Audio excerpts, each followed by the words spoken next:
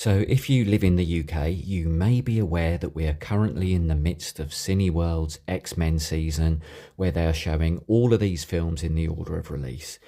I think it's very fair to say the majority of these were well received and that they have been quite influential in the world of superhero cinema. And here in 2025, I think there's a real sense of anticipation that the X-Men mutants will finally be entering the MCU.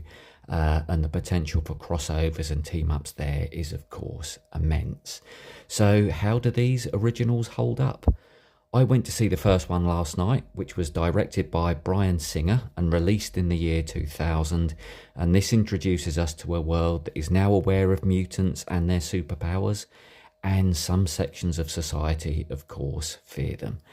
A lot of heavy hitters are featured here. Patrick Stewart as Charles Xavier, Ian McKellen as Magneto, Halle Berry as Storm, and of course Hugh Jackman in his first outing as perhaps the most recognisable and influential of all, the Wolverine.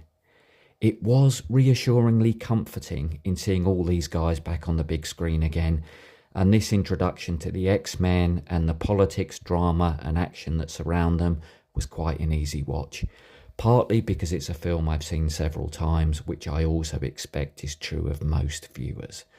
Watching this back, they really did a fantastic job of introducing us to Wolverine, and it really does seem to be a role that Hugh Jackman was absolutely born for.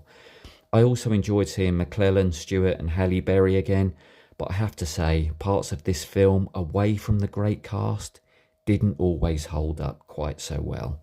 I think parts of the story and the effects were a bit clunky, and with many films of this type now, we probably expect a few less plot holes and a more cohesive story being told.